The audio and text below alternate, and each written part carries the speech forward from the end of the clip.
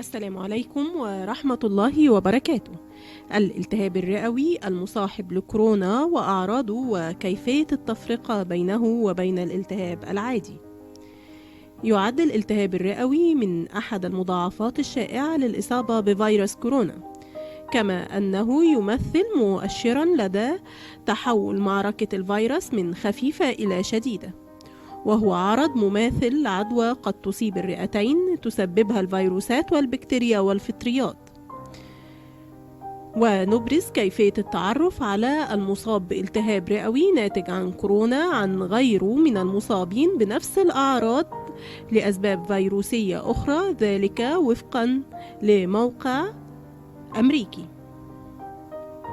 عادة ما يشتكي المرضى الذين يعانون من الالتهاب الرئوي من السعال مع بصاق أخضر أو أصفر، وأحيانا يكون البلغم بلون الصدأ أو به دم صريح، فيمكن أن يكون السعال عند كبار السن الذي لا يشفى من الأعراض الرئيسية للالتهاب الرئوي. كما توجد بعض الأنواع للالتهاب الرئوي التي تؤدي إلى تراكم المخاط على الرئتين. وهناك بعض العلامات والأعراض المبكرة لهذا المرض هي الحمى. يعاني معظم المصابين بهذه الحالة من حمى مفاجئة، ومع ذلك فإن هذه الحمى ليست شائعة جدا بين كبار السن، ولكن الشعور بالحمى بين الحين والآخر يمكن أن يكون علامة على أن الشخص يعاني من مشاكل صحية خطيرة. ضيق التنفس، يمكن أن تمتلئ الأكياس الهوائية في الرئتين بالسوائل أو الصديد، فإذا عانى الشخص من هذه الحالة فيسبب ذلك السعال ولكن أيضا صعوبة في التنفس، وسيلاحظ هذا بشكل خاص عندما يحتاج الشخص إلى التحرك بسرعة. على سبيل المثال محاولة التسرع على الرد على الهاتف أو صعود السلم. آلام بالصدر، يمكن أن تسبب العدوى في الرئتين آلاما في الصدر لدى كبار السن أثناء السعال والتنفس.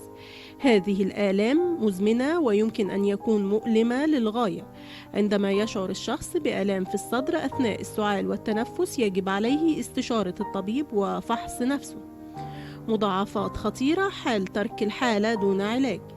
يمكن عادة علاج الالتهاب الرئوي بنجاح دون التسبب في حدوث مضاعفات، ومع ذلك يمكن أن تتطور المضاعفات في بعض المرضى خاصة في المجموعة المعرضة للخطر، فيمكن أن يتراكم السائل أو القيح، أو يسمى أيضا الانصباب بين غطاء الرئتين، غشاء الجنب والبطانة الداخلية لجدار الصدر، وهذا ما يسمى بالانصباب الجنبي.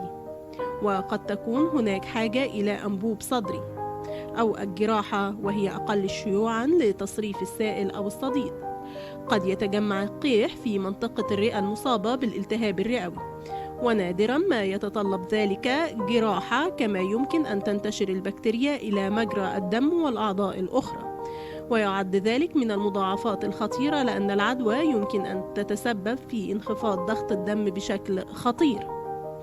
وعلى الرغم من أن معظم الأشخاص الذين يتعافون من الالتهاب الرئوي إلى أنه قد يكون قاتل في بعض الحالات، فيما يقترب من 5 إلى 10% من المرضى الذين تم قبولهم في نجاح طبي عام. يمكن أن يموت ما يقرب من 30% من المرضى المصابون بعدوى شديدة في وحدة العناية المركزة. العلاقة بين فيروس كورونا والالتهاب الرئوي. تبدأ الإصابة بفيروس كورونا كوفيد-19 عندما تدخل قطرات الجهاز التنفسي التي تحتوي على الفيروس إلى جسم الشخص عبر الجهاز التنفسي العلوي. ومع تكاثر الفيروس يمكن أن تتطور العدوى إلى الرئتين، ويمكن أن تزيد من انتشار العدوى خلال هذا الوقت لتصبح الفرص الإصابة للالتهاب الرئوي عالية، وبالتالي يمكن أن تؤدي إلى التهاب رئوي كوفيد-19. ويحدث ذلك بمرور الأكسجين الذي يتم تنفسه إلى الرئتين ومجرى الدم داخل الحويصلات الهوائية، وهي الأكياس الهوائية الصغيرة الموجودة في الرئتين. ومع ذلك فإن الإصابة بفيروس كورونا يمكن أن تلحق الضرر بالحويصلات الهوائية والأنسجة المحيطة. علاوة على ذلك، بينما يحارب الجهاز المناعي الفيروس، يمكن أن يتسبب الالتهاب في تراكم السوائل والخلايا الميتة في الرئتين، وتتداخل هذه العوامل مع نقل الأكسجين، مما يؤدي إلى ظهور أعراض مثل السعال الشديد، ضيق التنفس الشديد. ووفقا للدراسات، يمكن للأشخاص المصابين بالتهاب رئوي كوفيد-19 أن يصابوا أيضا بأمراض أخرى مثل متلازمة الضائقة التنفسية الحادة، وهي نوع تدريجي من الفشل التنفسي يحدث عندما تمتلئ الأكياس الهوائية في الرئتين بالسوائل. هذا يمكن أن يجعل من الصعب على الشخص التنفس، وبالتالي يؤدي إلى ضيق التنفس. قد تكون أعراض الالتهاب الرئوي كوفيد-19 مشابهة لأنواع أخرى من الالتهاب الرئوي الفيروسي، ومع ذلك فإن معظم الأشخاص الذين يصابون بكوفيد-19 يعانوا من أعراض خفيفة أو معتدلة مثل السعال والحمى وضيق التنفس، لكن بعض المصابين بفيروس كورونا الجديد يصابون بالتهاب رئوي حاد في كلا الرئتين.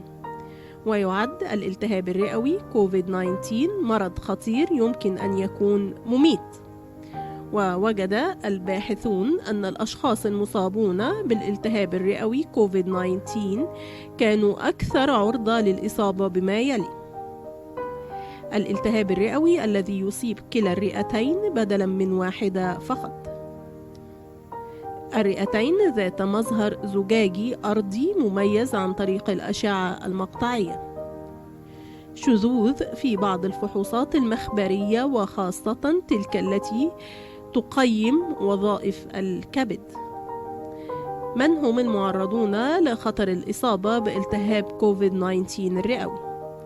بعض الأشخاص أكثر عرضة للإصابة بالتهاب كوفيد-19، ويعتمد ذلك على الظروف الصحية للفرد، كما تتضمن بعض عوامل الخطر الأخرى ما يلي: العمر، يتعرض كبار السن أو البالغين الذين تزيد أعمارهم عن 65 عام لخطر متزايد للإصابة بكوفيد-19.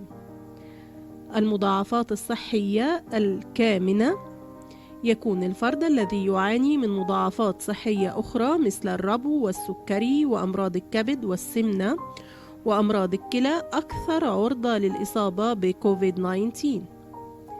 ضعف الجهاز المناعي، عامل الخطر الأكثر أهمية هو ضعف الجهاز المناعي، يمكن أن يؤدي إلى نقص المناعة إلى زيادة خطر الإصابة بأمراض الالتهاب الرئوي، وخاصة مرض التهاب الرئوي كوفيد-19 الخطير.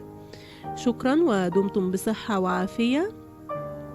إذا أعجبكم الفيديو نرجو الاشتراك في القناة بالضغط على زر السبسكرايب ولايك إذا أعجبكم الفيديو، وشير ليستفيد الجميع. والسلام عليكم ورحمة الله وبركاته.